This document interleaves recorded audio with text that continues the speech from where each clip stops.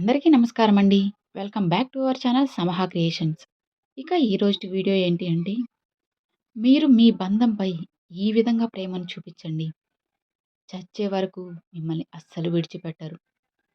కావాలని కష్టాలు సృష్టించేవారు అంతటా ఉంటారు. ప్రతి చోట నీ యొక్క తెలివి, అలానే నీ ధైర్యం ఇవి మాత్రమే నిన్ను కాపాడతాయి. మనం నిజంగా ప్రేమిస్తే ప్రపంచంలో ఎంతమంది ఉన్నా సరే మనం ప్రేమించిన వారు మాత్రమే మనకు అందంగా కనిపిస్తారు. ఎందుకో తెలుసా? వారే మన ప్రపంచం కాబట్టి. నిజమే కదా! నిన్న చేసిన తప్పుల గురించి భయపడేవారు నేడు పోరాడలేరు. నేడు పోరాడలేని వారు రేపు గెలవలేరు. గెలవాలంటే భయాన్ని వదిలేయాలి. ఇక భయం పోవాలంటే పోరాడి తీరాల్సిందే. ఈ లోకంలో నటించే వాళ్ళు ప్రశాంతంగా ఉన్నారు. నటించడం రాక ప్రేమాభిమానాలు పెంచుకున్న వాళ్ళు పిచ్చివాళ్ళుగా మారుతున్నారు. ఇక ఇదే సమాజంలో జరుగుతున్న నగ్న సత్యం. అవసరాలన్నీ తీరిపోయాక చేసిన మంచిని మర్చిపోయి కీడు తలపెట్టాలని చూస్తే కాలమనేది ఎప్పటికీ కూడా అస్సలు సహించదు. ధర్మం ఊరుకోదు. జీవితాంతం మర్చిపోలేని గుణపాఠం తప్పకుండా నేర్పిస్తుంది. గుర్తుంచుకోండి. ఉప్పును కూరలో వేస్తే రుచిని ఇస్తుంది కదా అని పాలల్లో వేశావు అంటే అవి పనికి రాకుండా పోతాయని తెలుసుకో. కాబట్టి పదార్థాన్ని బట్టి, అలానే పనిని బట్టి ప్రాముఖ్యత అనేది ఉంటుంది. కనుక నువ్వు ఎంత గొప్పవాడివైనా సరే, నీ అవసరం లేని దగ్గర మౌనంగా ఉన్నప్పుడే నీ విలువ అనేది నలుగురిలో పెరుగుతుంది. నువ్వు ఎప్పుడూ కూడా ఇతరులు జాలిపడేలా బ్రతకకూడదు. అసూయ పడేలా బ్రతకాలి. గుర్తుంచుకో. మాట అనేది చాలా పొదుపుగా వాడాలి. మాట నిచ్చెన లాంటిది. పైకి తీసుకువెళ్ళగలదు. అలానే తిరిగి రాలేని లోతుల్లోనూ కూడా పడేయగలదు. అర్థమైంది కదా! కొందరికి మనం ఎలా ఉన్నా కూడా కష్టమే. మనం బావుంటే కుళ్ళుకొని చస్తారు. అదే చెడిపోతే ఊరంతా చాటింపు చేస్తారు. అలాంటి వారికి దూరంగా ఉండండి. మార్పు నిన్ను గమ్యం వైపు అడుగులు వేయిస్తే, ఇక ఓర్పు నిన్ను గెలుపు దగ్గరకు చేరవేస్తుందని తెలుసుకో. ప్రతి విషయం గురించి తెలుసుకునేలా చేసేది జ్ఞానం. అసలు నువ్వు ఎంతవరకు గుర్తుంచుకోవాలో, అలాగే ఎంతవరకు వదిలేయాలో తెలిపేది వివేకం. వివేకం లేని జ్ఞానం వ్యర్థమని గుర్తుంచుకోండి. ఆశించి జీవించే వ్యక్తిలో నటన ఉంటుందని తెలుసుకో. ఏమీ ఆశించకుండా జీవించే వ్యక్తిలో ఆత్మీయత ఉంటుంది. నువ్వు ఉదయం లేవగానే నిన్న నువ్వు చేసిన తప్పులను ఒక్కసారి గుర్తు చేసుకో. మళ్ళీ ఆ తప్పులెప్పటికీ పునరావృతం కావు. కోపమనేది మన నీడ లాంటిది. మనం నీడతో పోరాడి గెలవగలమా? లేదు కదా! తన గురించి బాధపడమని ఏ గతం కూడా మీకు చెప్పదు. అలానే తన గురించి భయపడమని ఏ భవిష్యత్తు అడగదు. తన యొక్క కళ్ళు, చెవులు కంటే కూడా నాలుకకు ఎక్కువగా విశ్రాంతినిచ్చేవాడు. అందరికంటే ఎక్కువగా ప్రశాంతంగా ఉంటాడు. మధ్యతరగతి మనిషి ఎలా ఉంటాడంటే, ఒకరిని చెయ్యి చాచి అడగలేడు.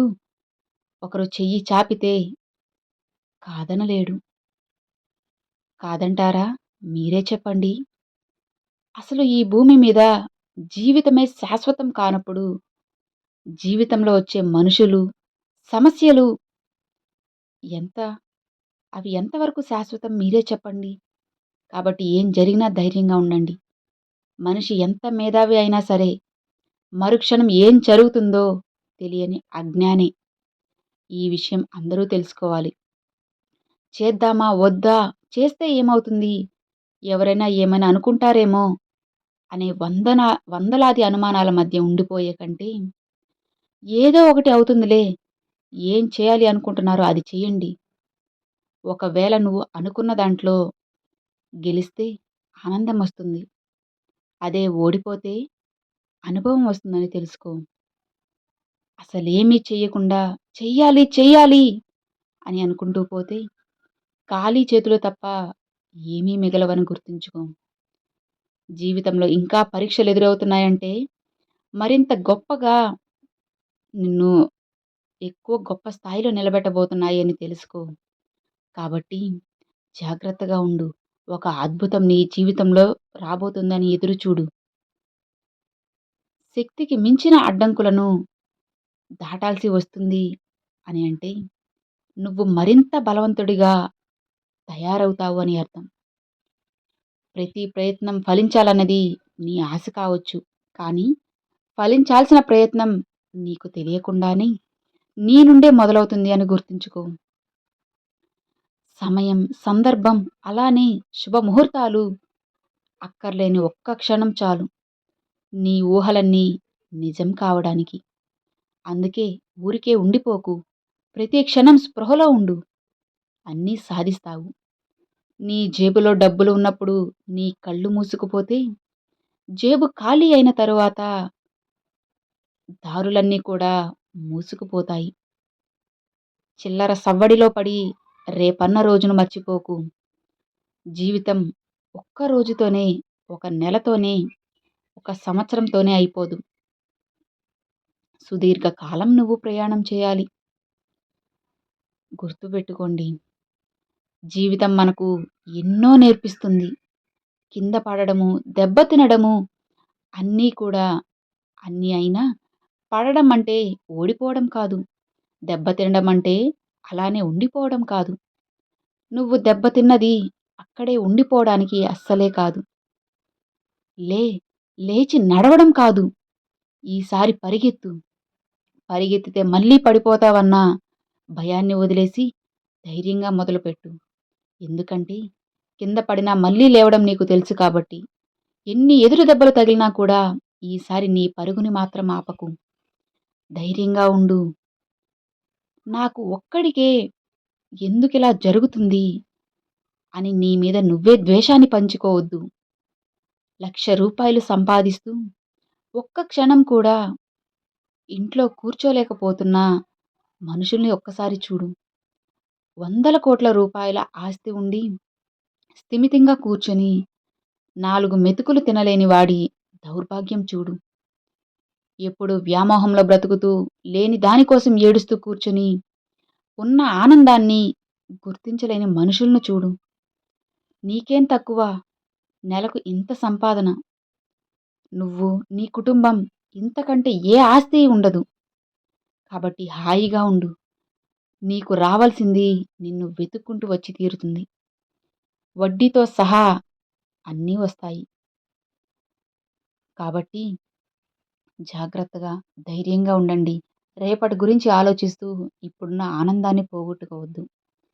అర్థమైంది కదా! Thanks for watching friends.